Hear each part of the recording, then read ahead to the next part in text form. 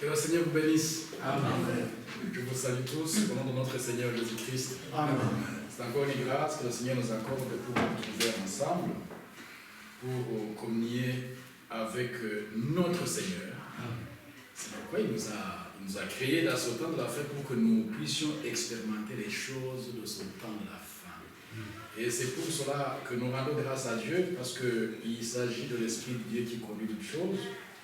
Le Seigneur Jésus nous a dit, lorsqu'il était sur la terre, et il a écrit sa parole, et il dit, au temps de la fin, il dit, ceux qui me disent Seigneur, Seigneur, n'entreront pas tous dans le royaume des cieux, mais celui-là seulement qui fait la volonté du Père qui est dans les cieux. Et ici, notre bien-aimé frère, en introduisant cette écriture de Psaume 140, combien 143. Dans ce Psaume 143, quelque chose sort de là, où il nous dit, quelqu'un déjà à ce temps-là, avant même la venue de notre Seigneur Jésus-Christ, aspirait à faire la volonté de Dieu. Et il va dire, enseigne-moi à faire ta volonté. Donc, c'est le verset 10. Il dit, enseigne-moi à faire ta volonté, car tu es mon Dieu. La raison pour laquelle notre bien-aimé patriarche David, qui est l'image de Christ, qui est l'image de celui qui va bientôt régner pendant 1000 ans, nous le savons. Mais le monde ne le sait pas. Et il dit, enseigne-moi à faire ta volonté, car tu es mon Dieu. Et Jésus va nous dire, celui de qui il était parlé, celui en qui toute la loi, les prophètes et les psaumes se sont accomplis, il nous prévient d'avance que ceux qui me disent dans ce temps-là, beaucoup diront Seigneur, Seigneur, mais ils ne seront que des religieux. Comme au commencement, lorsque Adam et Ève ont voulu se débrouiller, lorsqu'ils se sont trouvés nus, ils ont fait des feuilles de figuier pour s'habiller, pour se revêtir.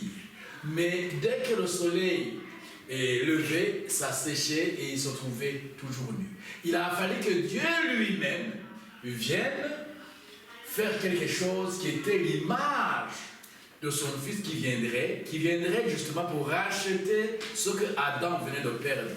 Il a sacrifié des animaux, un animal dans lequel il a pris la peau et les a revêtus.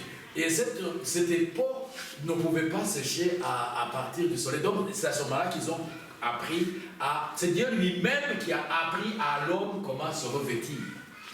Il a revêtu l'homme d'une manière et la femme d'une autre, pour les différencier. Et l'Écriture nous dit dans la Nouvelle Alliance, il dit, soyez revêtis de Christ. Ce vêtement que nous portons aujourd'hui n'est que l'image du véritable vêtement, de la gloire de Dieu dont nous devons nous revêtir, qui est Christ. Soyez revêtis de Christ. Alors ce Christ, il va nous dire, ceux qui me disent Seigneur, Seigneur, à ce moment-là, beaucoup vont avoir une religion. Aujourd'hui, nous avons une grande religion chrétienne. Quand on parle de religion chrétienne, les chrétiens tous nous confondent dans l'église catholique. Et on dit les chrétiens, quand on dit les chrétiens, on parle des catholiques et les protestants. Et donc, maintenant, avant les protestants, on les identifiait par les lecteurs de la Bible. Alors que l'église catholique a enseigné autre chose, ça avait leur livre qu'ils avaient fait à part. Mais aujourd'hui, maintenant, ils vendent aussi la Bible. Moi, quand j'ai évolué à l'école primaire, on nous apprenait, on posait des questions, on nous apprenait la religion, le catéchisme, et on disait, est-ce que lire le livre chrétien est un péché? La réponse était oui, lire les livres protestants est un péché. Donc, quand on lisait la Bible, on allait confesser. J'ai lu la Bible, j'ai lu le livre protestant. Et c'était un péché devant le prêtre. Donc, maintenant, ce n'est plus le cas de choses qui ont changé. Tout le monde maintenant a la Bible.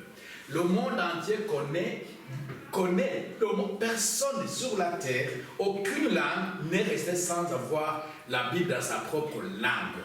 Alors maintenant, nous avons eu la grâce de savoir ce que Dieu est en train de préparer dans ce temps-ci, parce que nous avons reçu le messager de Dieu qui devait venir selon les Écritures pour rétablir toutes choses, afin que le jour grand et redoutable arrive, mais étant déjà prévenu ce qui devait arriver. Et le Seigneur avait juré par lui-même que nous serons ses fils, nous serons ses enfants, il va nous sauver comme un père sauve un fils qui le sert.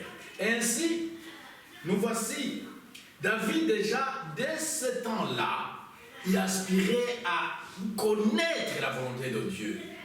Parce que Dieu était son Dieu, l'Éternel, celui qui a créé les cieux et la terre. Tout ce qui se trouve, les visibles et les invisibles, était le Dieu de David. Alors, il dit, enseigne-moi à faire ta volonté. Pour quelle raison? Parce que, car tu es mon Dieu, je n'ai pas un autre Dieu. C'est toi qui es mon Dieu et j'ai besoin de connaître ta volonté. Enseigne-moi ta volonté.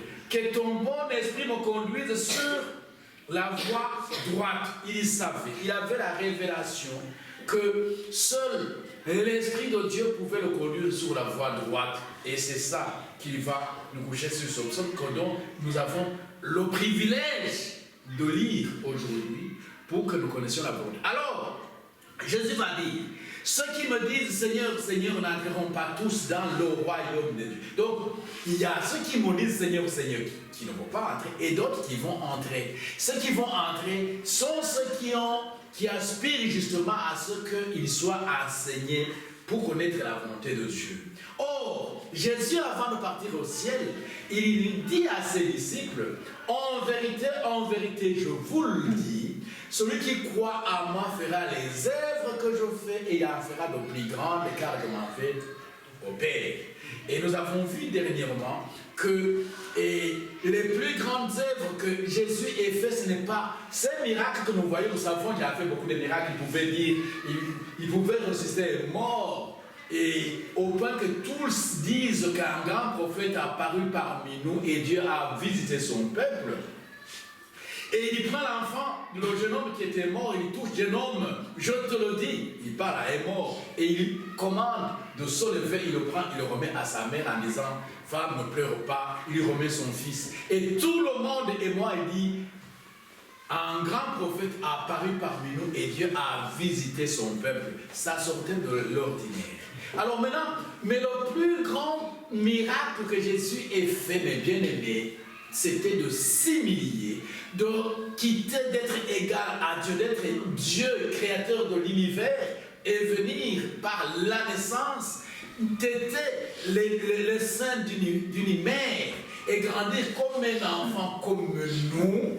Mais à 12 ans, il pouvait confondre les sages et les intelligents par les Écritures. Et quand ses parents viennent le chercher pendant 3 jours, il a disparu, qui était l'image de sa mort et de sa résurrection qui devait passer de cette terre au Père, mais en passant par la mort. Pendant 3 jours, il a disparu sur la terre des humains, on ne sait pas où il était. Mais alors, Marie, quand il va chercher pour le jour pour l'embaumer, il cherche un mort parmi, quelqu'un qui est vivant parmi les morts.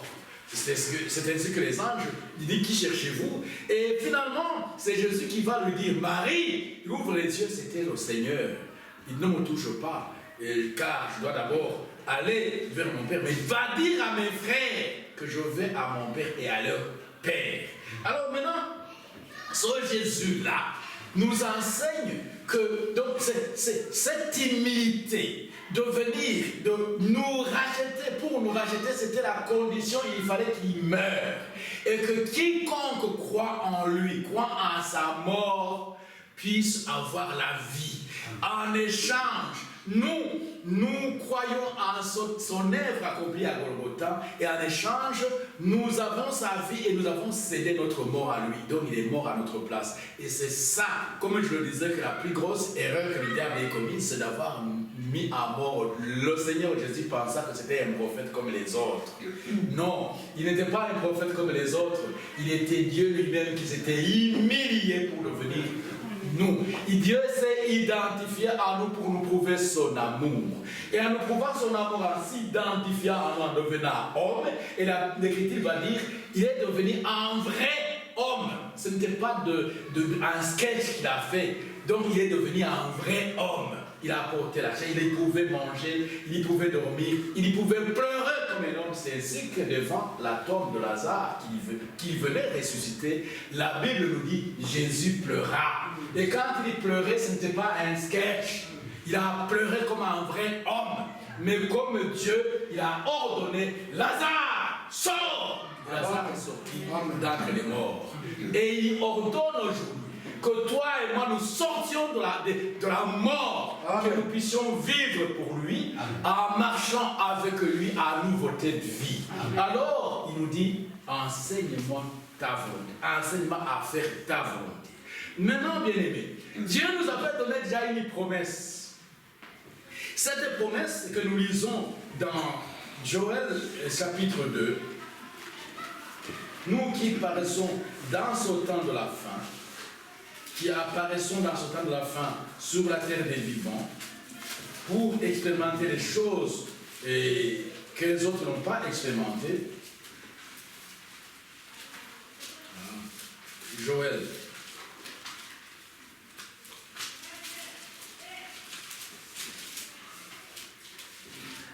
Joël, c'est avant Amos, c'est juste après Daniel. Alors, chapitre 2.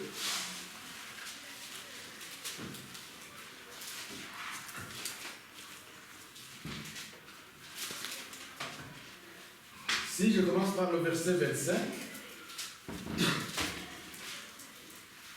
il est dit, « Je vous remplacerai les années qu'ont dévoré les sauterelles. »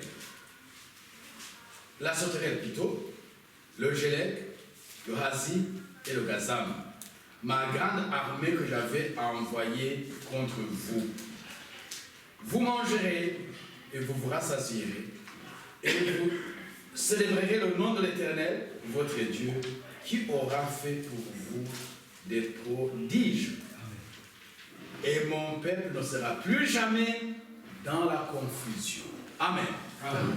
Mon peuple ne sera plus jamais dans la confusion. Nous allons méditer pendant ces quelques minutes qui nous sont données. Mon peuple ne sera plus jamais dans la confusion. Nous sommes aujourd'hui, le monde entier gît dans une confusion totale que la Bible appelle Babel. Et dans Apocalypse chapitre 18, verset 4, à partir du verset 4, il est dit ceci.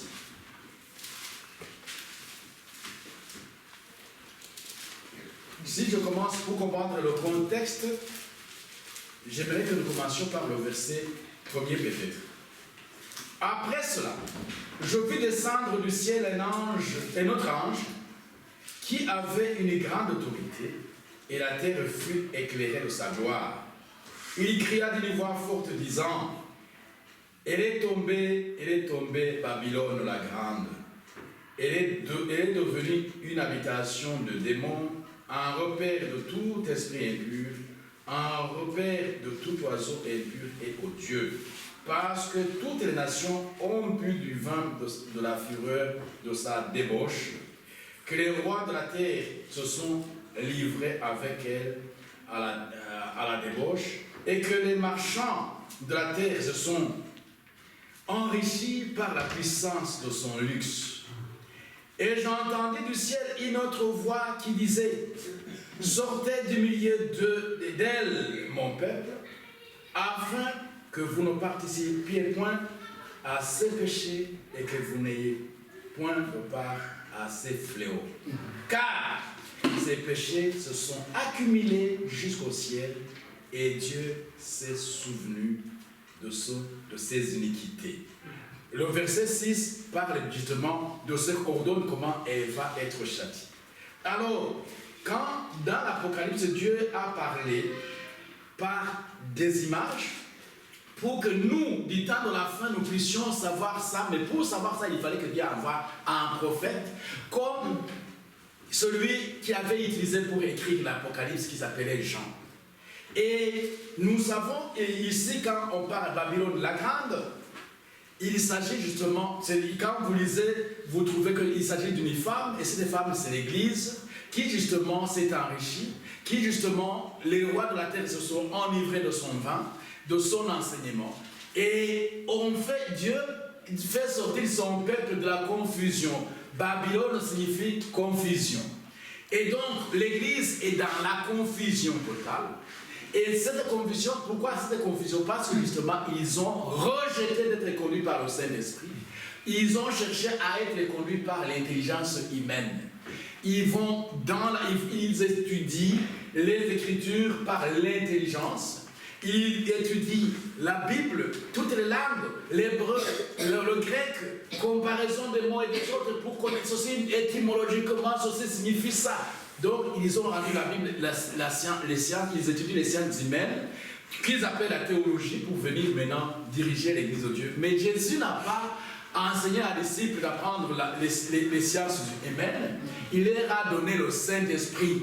C'est ainsi que les gens comme Pierre, qui ne savaient ni lire ni écrire, pouvaient maintenant savoir, même avant que le Saint-Esprit ne descende, pouvaient avoir la révélation de ce qui concernait Judas, qu'il fallait qu'il soit remplacé selon les Écritures, et que finalement on a choisi quelqu'un selon justement les Écritures, et Matthias l'a remplacé.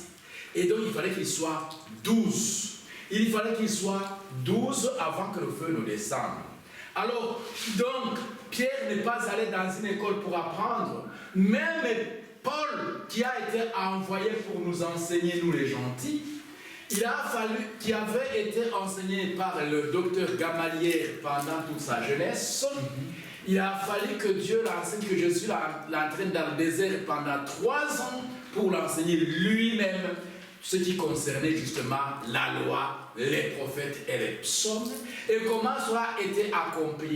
Il a été enseigné par Christ lui-même, et la Bible il témoigne en disant: je ne suis pas monté à Jérusalem pour voir ce qui avait marché avec Jésus, pour qu'il m'enseigne, mais le Seigneur m'a enseigné lui-même. J'ai reçu de Christ ce que je vous ai enseigné.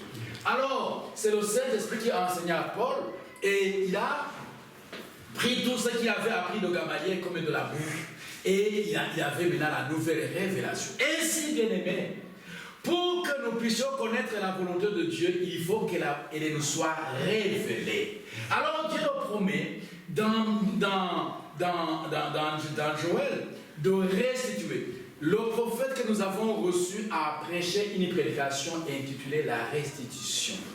Je vous exhorte de télécharger sur l'internet cette prédication, ceux qui n'ont pas les brochures, mais ceux qui ont les brochures, relisez La restitution, ou allez sur le site CMPP de Suisse et vous téléchargez cette brochure, lisez-la et vous comprendrez ce qui est, comment le prophète interprète cette écriture que nous venons de lire. Maintenant, ces 4 insectes qui sont dites, je rentre dans Joël chapitre 2 là. Ces insectes qu'il promet de restituer, je remplacerai les années qu'ont dévoré la sauterelle. Il dit sauterelle. Et cette sauterelle, il est nommé ici le Gélec, le Razi et le Gazam. Une grande armée qu'il avait envoyée contre les enfants d'Israël. Les enfants d'Israël sont l'image de l'Israël naturel et l'image de l'Israël spirituel. Mais bien que toutes les promesses d'Israël s'accompliront littéralement telles que nous les lisons, Mais nous, ces promesses s'accomplissent spirituellement parce que nous ne sommes pas Israël naturel, mais Israël spirituel. L'Israël naturel sont symbolisés par Jacob, mais Jacob a été transformé, il est devenu Israël, qui signifie qu'il a lutté avec les hommes et avec Dieu et il a été vainqueur. Amen. Alors, maintenant, cet insecte, donc ce sont des larves d'une même insecte qui dévore. Donc, quand au départ il a dévoré, il dévore l'arbre. Il commence par les feuilles jusqu'au niveau des... Quand les feuilles sont terminées, il s'attache aux racines, il s'attaque à l'écorce jusqu'à ce que l'arbre soit complètement... Et il n'y a plus moyen que la sève passe et la flétrie, et là finalement séchée, et elle est terminée. Alors, mais Dieu, quand il parle de cela, il faut un prophète pour comprendre ces choses. Quand vous lisez dans Jean, dans l'Apocalypse de Jean, dans le chapitre 6, où il est parlé des sceaux, il parle d'un cavalier. Et ce cavalier chevauche 4 chevaux, un cheval blanc, puis un cheval roux, puis un cheval, je vais le montrer. Je voudrais que nous lisions ça.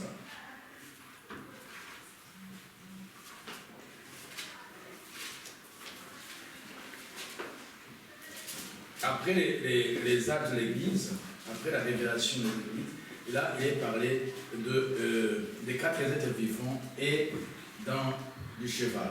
Alors, les 4 êtres vivants, dans Apocalypse chapitre 6, verset 6 à 7, il est dit, il y a encore devant le trône comme une mer de verre semblable à du cristal. Au milieu du trône, autour du trône, il y a 4 êtres vivants remplis d'yeux devant et derrière. Le premier être vivant est semblable à un lion. Le deuxième être vivant est semblable à un veau.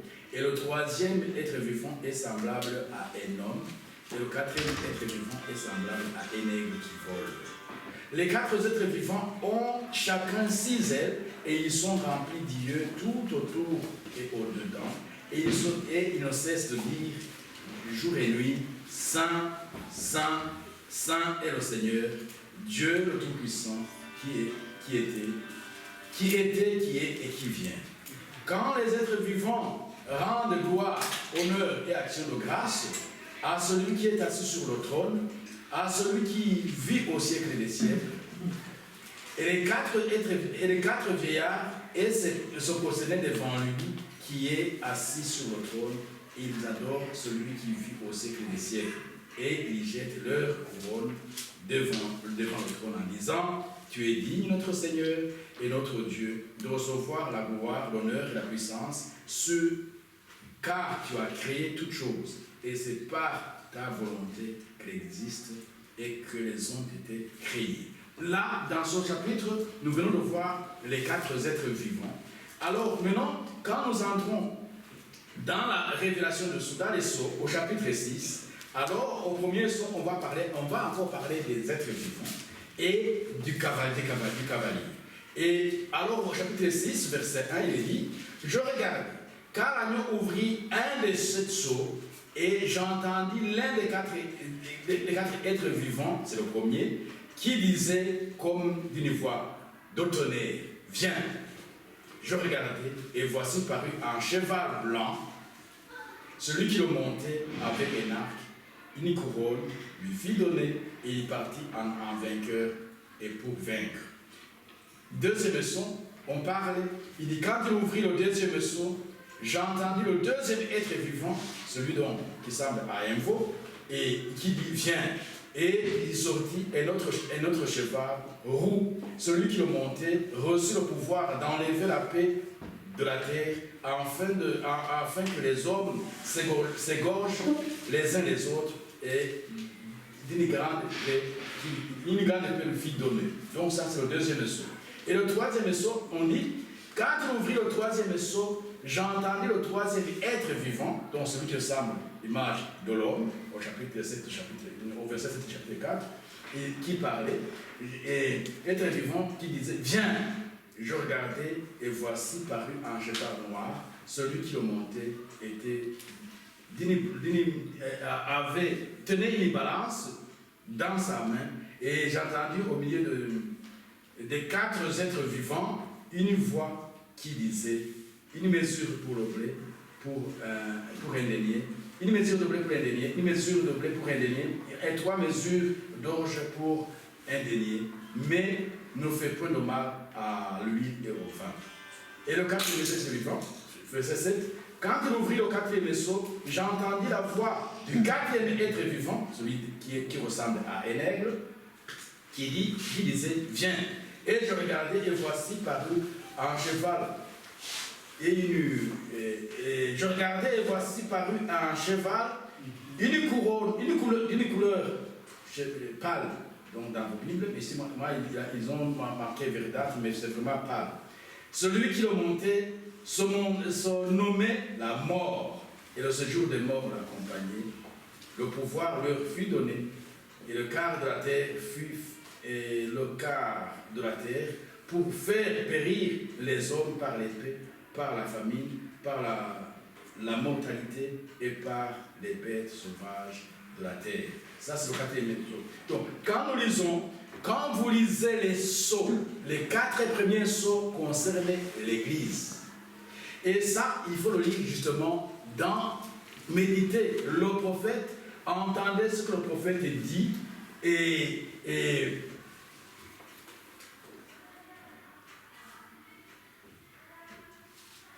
dans la révélation de sceaux, et vous comprendrez tout ce qui a été révélé. Mais si je lis ça, c'était pour relever les 4 êtres vivants et les 4 cavaliers. Ils sont liés. Les 4 êtres vivants, il s'agit du Saint-Esprit qui se montre pendant les 7 âges de l'Église. Il vient en 4 phases. Et le diable ou l'antéchrist qui chevauche le cheval pour justement conquérir, pour combattre contre le Saint-Esprit, l'antéchrist, qui vient comme Christ, qui vient avec un esprit faux pour combattre le véritable Saint-Esprit. Et pour savoir ça, je vous invite encore à relire les sceaux, à méditer sur les sceaux pour savoir ce que le prophète a dit. Je dis ces choses-là pour vous exciter à méditer ce que le prophète a dit, parce qu'il a été envoyé justement pour rétablir toutes choses et nous révéler tout ce qui nous était caché, que nous n'allions pas savoir si le Saint-Esprit n'avait pas révélé. Alors maintenant, lorsque le premier cavalier a monté le cheval pour essayer d'imiter, Dieu a permis. Cela était mentionné déjà dans l'Ancienne Alliance où l'Israël a été sérieusement saccagé. Dieu avait donné ses promesses, il avait donné des bénédictions à Israël, mais il avait aussi mis devant Israël la mort. Il dit, je mets devant toi la bénédiction, je mets aussi devant toi la malédiction. Si tu suis ma parole, voici comment tu seras. Mais si tu rejettes ma parole, voici comment tu seras. Et là, quand vous méditez dans les 5 livres de Moïse, dans l'Ancienne Alliance, donc dans l'Exode, dans le Deutéronome, dans les Nombres, tout ça, vous lirez plutôt, et vous comprendrez ce que Dieu avait donné à Israël. Et Israël n'a pas tenu. Pour quelle raison? Parce que la loi qui lui a été donnée, il était impossible qu'il puisse vaincre, parce que c'est ce que nous allons lire maintenant, et pour montrer que justement la loi ne pouvait pas. Mais Jésus étant venu, il est venu avec une autre loi que nous allons lire dans Romains chapitre 8 verset 1. Mais ici, dans si je prends le troisième être vivant qui était semblable à l'image de l'homme, qui est justement l'homme, l'esprit agissant comme l'homme, lorsque au 15e siècle, Dieu a donné l'intelligence pour pouvoir fabriquer l'imprimerie, afin que la Bible soit soit imprimé maintenant, non pas comme cela était dans les temps anciens, mais que la Bible soit dans la forme que nous avons aujourd'hui. Dieu a utilisé l'esprit de l'homme. C'est ainsi que tu peux lire aujourd'hui vraiment avec minutie tout ce que les passages et les comparer les uns les autres et ce que les théologiens ont fait. Donc là, ça a commencé avec quand Dieu a suscité Luther pour dire que nous devons enseigner la Bible, le peuple de Dieu dans la Bible, qu'elle soit donnée à tout le monde. C'était Dieu qui le faisait au travers de lui. Les autres ont été massacrés, tués, mais Dieu l'a préservé, on ne l'a pas tué, on ne l'a pas condamné à mort. Dès qu'on l'a condamné à mort, mais on n'a pas permis qu'on le tue. Parce qu'il avait déjà été dit, ne faites pas de mal à mes oreilles, ne faites pas de mal au vin. Et ainsi, donc, lorsque la Bible a commencé à être écrite dans la forme que nous avons, Dieu a utilisé l'esprit de l'homme. Mais maintenant, ce n'est plus l'esprit de l'homme qui agit, c'est l'esprit de l'aigle, Dieu lui-même agissant. Quand Dieu restitue justement ce qui avait été dévoré par l'insecte ou par tout ce que l'Antichrist avait saccagé dans l'église, au point que le Saint-Esprit avait été remplacé par les sacrements, le Saint-Esprit a été remplacé par les dogmes, mais maintenant le Saint-Esprit au 20e siècle a été restitué à l'église, comme il avait été promis qu'il y restituerait tout ce que ces insectes avaient dévoré. Quand vous lisez la restitution, vous comprendrez ce que le prophète dit là-dessus. Mais maintenant, nous, ce que nous voulons voir, c'est que Dieu promet que quand je vais restituer, mon peuple ne sera plus jamais dans la confusion. Là, j'ai dit toutes ces choses je sais que ceux qui lisent le message, ceux qui ont lu le message comprennent ce que je dis. Donc, ici, il dit, mon peuple ne sera plus jamais dans la confusion lorsque j'aurai rétabli. Selon l'Écriture, dans Malachie chapitre 4,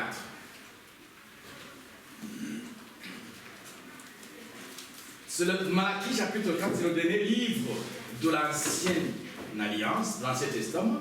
Le dernier livre avant d'achever. Donc, les apôtres et tous ceux qui ont suivi les apôtres ont utilisé comme Bible l'Ancien Testament parce que le Nouveau Testament, c'est la compilation de ce que les apôtres ont enseigné, ce qui est constitué le Nouveau Testament pour nous. Et nous savons maintenant comment le Saint-Esprit les a conduits à utiliser l'Ancien Testament comme livre qu'ils avaient. Alors maintenant, il dit, quand vous lisez dans Malachie chapitre 1er, il est parlé d'un jour grand et redoutable. Car voici le jour où vient, ardent comme une fournaise, tous les hautains et tous les méchants seront comme du chaume. Le jour qui vient, les embrasera de l'Éternel des armées. Il ne laissera ni racine ni rameau, mais pour vous qui craignez mon nom, se lèvera le soleil de justice, et la guérison sera sur ses ailes. Vous sortirez, et vous sauterez comme les veaux d'une étable. Et vous foulerez les méchants, car ils seront comme de la cendre sous la plante de vos pieds. Dit au jour que je prépare, dit l'Éternel des armées. Souvenez-vous de la loi de Moïse, mon serviteur, auquel j'ai prescrit en Horeb pour tout Israël. Des préceptes et des ordonnances. Voici, je vous enverrai Élie le prophète, avant que le jour de l'Éternel arrive, ce jour grand et redoutable. Il y ramènera le cœur des pères à leurs enfants et le cœur des enfants à leurs pères. De peur que je vienne frapper le pays d'interdit. Donc, là, il est promis qu'il enverra Élie. Or, quand Malachie écrit ça, c'était 400 ans avant Jésus-Christ. Or, 700 ans avant Jésus-Christ, il y avait eu un prophète du nom d'Élie, le Tishbite, qui avait existé et qui a été enlevé sans passer par la mort. Et Élisée, son successeur, avait la double portion de l'esprit d'Élie. Et donc l'esprit d'Élie a travaillé dans Élie, le Tishbite, le premier, et dans Élisée, lui qui en avait la double portion. Tout ça était des images, des choses qui devaient arriver, dont nous allons parler maintenant. Et lorsqu'il dit cela, il prophétise. Et quand nous lisons dans Matthieu chapitre, dans Matthieu chapitre, dans le livre plutôt chapitre 1er, verset 17, nous voyons commençant à s'accomplir cette écriture, Luc chapitre 1er, lorsque l'ange vient parler à Jean, plutôt à Zacharie, et il va parler de ce que nous venons de lire. Et dans Luc 1er, verset, nous commençons par verset 13, mais c'est le verset 17 qui nous intéresse. Mais pour comprendre le contexte, nous lisons à partir de 13. Mais l'ange lui dit, ne crains point Zacharie, car ta prière a été exaucée. Ta femme Élisabeth t'enfantera un fils et tu lui donneras le nom de Jean. Il sera pour toi un sujet de joie et d'allégresse, et plusieurs se réjouiront de sa naissance, car il sera grand devant le Seigneur. Il ne boira ni vin ni boisson, ni liqueur enivrant, et il sera rempli du Saint-Esprit dès le sein de sa mère. Il y ramènera, écoutez bien, il y ramènera plusieurs des fils d'Israël au Seigneur leur Dieu. Il marchera devant Dieu avec l'esprit et la puissance d'Élie, pour ramener le cœur des pères à leurs enfants, et les rebelles à la sagesse des justes, afin de préparer au Seigneur un peuple bien disposé. Remarquez, au verset 17, il est parlé il cite l'écriture qui se trouve dans Malachie chapitre 4, verset 6, mais la première partie. Ramener le cœur des pères à leurs enfants. Et ici, il dit, là, je vais lui dire, il ramènera le cœur des pères à leurs enfants. Et ici, le prophète qui est venu, que nous avons reçu, nous explique cette écriture. Jésus va aussi le dire, et qu'il s'agissait justement de l'esprit, l'accomplissement de la prophétie de Malachie, la première partie qui consiste au ministère de Jean, qui est venu pour préparer un peuple bien disposé lors de la première venue de Jésus-Christ. Il fallait que les Juifs soient préparés à recevoir la doctrine des 12 apôtres. Et donc, il ramenait les cœurs des pères par rapport aux apôtres. Les Juifs, les anciens de l'ancienne alliance étaient des pères pour eux. Et il va préparer leur cœur pour qu'ils reçoivent la nouvelle doctrine qui venait. Et alors, maintenant, lorsque, quand vous lisez dans Matthieu chapitre 17, verset 10 à 12, Matthieu 17, verset 10 à 12, Jésus lui-même va encore répéter.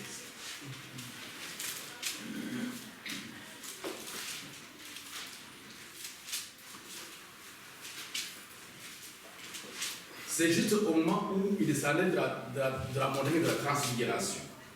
Alors, on va poser la question, parce qu'ils ont vu Élie, ils ont vu aussi Moïse. Alors, ils vont poser la question. Donc, pour les lecteurs, pour ceux qui méditent les Écritures, lisez tout le chapitre 17, tout le chapitre, et vous comprendrez le contexte, mais je prends seulement ce qui nous concerne aujourd'hui. Alors, maintenant, il dit, les disciples lui présentèrent cette question. Pourquoi donc les disciples, les scribes disent-ils qu'Élie doit venir premièrement? Il répondit, il est vrai qu'Élie doit venir et rétablir toutes choses. Donc, Jésus va dire, il est vrai qu'Élie doit venir et rétablir toutes choses, pour justement accomplir la prophétie de je restituerai, mon peuple ne sera plus jamais dans la confusion. Donc, et alors il va dire, mais je vous dis qu'Élie est déjà venu et qu'ils n'ont pas reconnu et qu'ils l'ont traité comme ils ont voulu. De même, le Fils de l'homme s'ouvrira de leur part. Donc, de la même manière qu'ils n'ont pas reconnu Élie, qui était venu pour préparer leur cœur, les scribes et les pharisiens, même le Fils de l'homme va s'ouvrir de leur part parce qu'ils sont aveuglés. Ils marchent encore dans la confusion. Et donc, il va faire ça. Mais à le faisant, il s'agit de la volonté parfaite de Dieu. Parce qu'il fallait l'animal, l'homme, le vrai homme, qui dont nous devons nous revêtir, qui était représenté par l'animal qui a été tué par l'Éternel lui-même à Éden et pour habiller Adam et Ève, devait mourir justement pour expier, pour l'expiation du péché, parce que le salaire du péché est la mort. Lorsque le péché est consommé, la conséquence c'est la mort. Et l'homme, descendant d'Adam, naissait déjà condamné à mort, parce qu'il avait été dit, si tu manges sur ce fruit qui est interdit, tu mourras certainement. Et donc, Adam a écouté la prédication de sa femme qui avait écouté la prédication du diable, qui leur a montré comment eux, les animaux, se reproduisaient par le sexe, que eux aussi n'avaient pas à attendre qu'ils se multiplient. Mais qu'est-ce que vous attendez, vous là? Et il a fait la démonstration à Ève. Ève a consenti et finalement, elle a conçu Caïn. Et après cela, il va en parler à son mari, à son fiancé, parce qu'il ne savait pas ce que c'était. Et ça paraissait raisonnable. Et en effet, nous voyons comment les autres animaux se reproduisent. Mais alors, là, ils ont choisi le sexe et directement aussi la sémence est entrée d'Abel. Donc, Ève a conçu deux enfants dans le même sein, mais de deux pères différents. L'un étant celui du serpent qui était comme un animal, comme un homme plutôt, et qui marchait à pied comme un homme, qui était plus proche de l'homme. Et Satan s'est incarné en lui et a donné sa sémence qui était Caïn. Ça, il a fallu un prophète pour que nous sachions de quel fruit s'agissait-il. Et ainsi, cela est entré. C'est ainsi que Caïn, à l'âge adulte, lorsqu'ils sont allés adorer, Abel a reçu la révélation de comment il devait adorer Dieu. Il fallait que le sang soit versé. Il a tué un animal et il a donné pour sacrifice à Dieu. Et Dieu a agréé son sacrifice. Mais Caïn, qui n'en avait pas la révélation, qui aussi disait Seigneur, Seigneur, lui a donné les fruits de son champ, les premiers fruits, les prémices de son fruit, parce qu'il n'en avait pas la révélation. Il n'a pas été agréé. Et la jalousie l'a saisi, il a tué son frère Abel. Abel, comme Caïn était né d'une même femme, de la femme qui est la mère de l'humanité, Ève.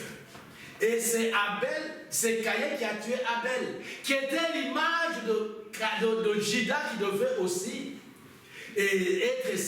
servir pour tuer Jésus-Christ, qui était la sémence de la femme dont Dieu avait parlé à Ève dans Genèse chapitre 3 verset 15. Il dit, la sémence du serpent écrasera la tête de ta sémence. Je te donnerai des sémences. Je te donnerai. Et donc, il donne les promesses. Désolé parce que je commence à voir que ça ne vient pas exactement comme c'est écrit. Alors, lisons dans Genèse chapitre 3 verset 15. C'est les promesses de la femme.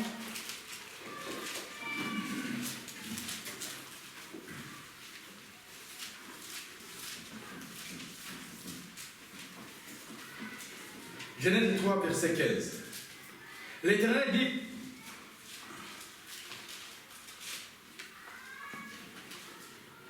lorsque la sentence est commencée à tomber, et tombe, voilà ce qu'il dit à la femme.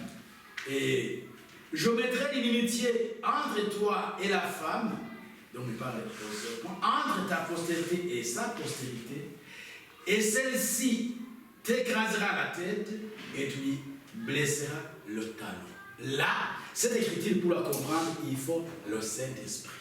Et là, justement, l'inimitié entre la sémence de la femme et la sémence du serpent, la sémence de la femme que Dieu devait donner à la femme, parce que la sémence vient au travers de l'homme. La femme n'avait pas de sémence. La femme n'a pas de sémence. Quand vous lisez, pour ceux qui, vous tous qui avez été à l'école, vous avez étudié dans la biologie, vous le savez que l'homme a deux gammes, a XY, alors que la femme a XX. Et c'est la femme est fécondée par l'homme, c'est l'homme qui véhicule la sémence. Et la sémence vient de l'homme et toute semence qui venait de l'homme venait déjà déchue, déjà mortelle. Mais pour que la femme ait la semence, il fallait que la semence lui soit donnée. Et quand est-ce que la femme a reçu la semence? Lorsque l'ange est venu pour parler à Marie, qu'elle concevra et que son fils, le fruit de ses entrailles, était béni et que celui qui sauverait son peuple. Marie va poser la question, comment cela se fera-t-il? Car je ne connais point d'homme. Le Saint-Esprit te couvrira de son ombre et tu concevras. Donc, la semence lui sera donnée. Quand est-ce que la semence lui a été donnée? Nous lisons rapidement parce que je sens que je ne sais pas si je vais y arriver, mais que le Seigneur m'aide. Alors, nous sommes dans Luc, chapitre 1er.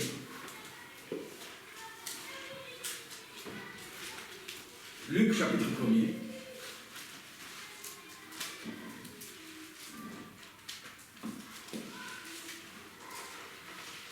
C'est le verset, à partir du verset...